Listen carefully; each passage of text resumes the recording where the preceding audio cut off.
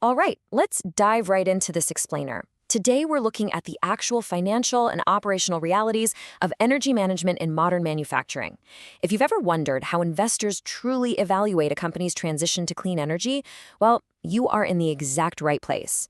We're going to strip away all the marketing jargon and look at the hard, quantifiable metrics that prove whether a factory is actually green or just pretending to be. Here is our roadmap for today. First up, powering the RTE industry. Then, the financial materiality of energy. Third, tracking the energy mix. And finally, PPAs and mitigating risk. To unpack all of this, we're leaning on the SASB standards, which, by the way, are now under the stewardship of the ISSB. Now, this standard isn't about feeling good or generating some positive green PR.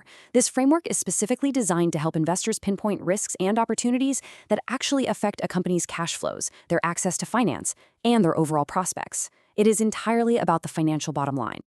All right, Section 1, powering the RTE industry, which is truly the lifeblood of manufacturing. So we are zeroing in on the electrical and electronic equipment industry, classified in the SASB framework as RTE. We are talking about a mature, fiercely competitive global sector here. These are the entities building the absolute backbone of our modern infrastructure. Everything from massive power generation equipment and commercial HVAC systems to electric motors, switchboards, lighting, the whole shebang. Because they're churning out these heavy-duty electric components on a global scale, managing the massive amount of energy required to run their factories is absolutely make or break for their success.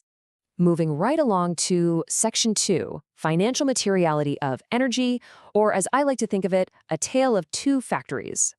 So why does energy consumption actually matter so much to the bottom line? Well, just picture this contrast. On the one side, you have a traditional fossil fuel-reliant plant. It is highly dependent on the local energy grid. And because of that, it's incredibly vulnerable to sudden electricity cost spikes and faces high regulatory risk as governments inevitably crack down on emissions. Now contrast that with a modern, clean facility. Picture a massive manufacturing plant totally covered in solar panels, with engineers tracking self-generated solar loads on real-time digital dashboards. By generating their own renewable energy right there on site, this factory locks in stable profit margins, mitigates those regulatory risks, and fundamentally changes its long-term cost structure. And this quote straight from the standard really hits the nail on the head. Purchased electricity is the largest share of energy expenditure in the industry, followed by purchased fuels. Grid dependency is a massive financial risk simply because electricity costs are so astronomically high for these manufacturers. The type of energy they use and how much they consume directly affects supply reliability. In a hyper-competitive global market, a sudden spike in grid electricity prices, that could literally wipe out a company's profitability overnight if they aren't prepared for it. That brings us to Section 3, tracking the energy mix, and specifically the RTE 130A.1 metric. Okay, so how do investors actually quantify the difference between that dirty factory and the clean one? Under the SASB standard, companies can't just vaguely wave their hands and claim they're going green. No, they have to aggregate all their energy consumption into a single standardized metric, the gigajoule. We're talking everything here: direct fuel usage, purchased electricity, even heating and cooling. And for fuels, the standard actually requires companies to calculate this using higher heating values. Basically, this guarantees that every single unit of energy is accounted for, leaving absolutely zero room for creative accounting. Once everything is converted over to gigajoules, companies have to break it down. And this is where things get really interesting, because abstract percentages suddenly become very concrete. Companies must disclose exactly what slice of their total energy comes from grid electricity versus what percentage is actually renewable. The total gigajoule number is your denominator, and the specific sources are the numerators. Looking at this visual breakdown of grid power versus self-generated renewables allows an investor to immediately see a company's cost structure exposure. Are they trapped by grid pricing, or are they insulated by their own clean energy? And just to be clear, this energy management breakdown isn't optional. It is a core, mandatory quantitative metric for the RTE sector.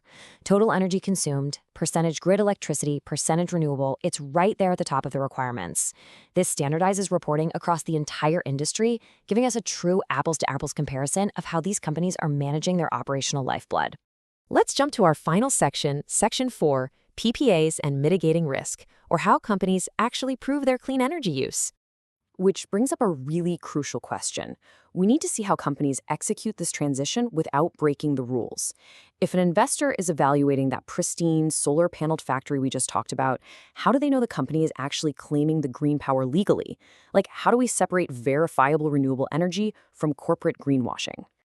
Well, the accounting standard has some incredibly strict and honestly pretty fascinating rules for this. First off, and this is a big one, you cannot count the renewable energy that just happens to be sitting in your local public grid.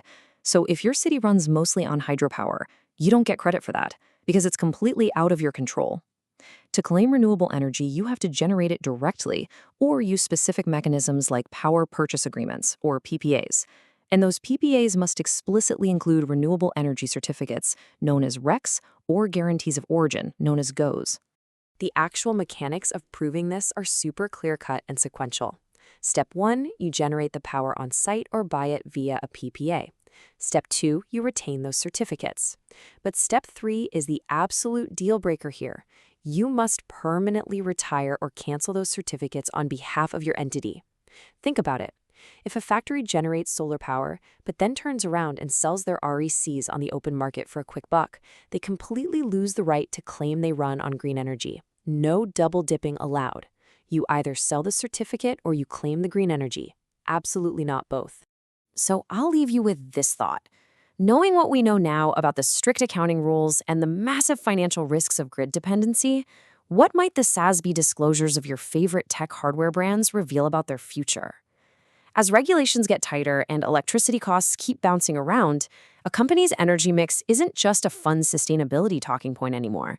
It might literally dictate its very survival in a net zero economy.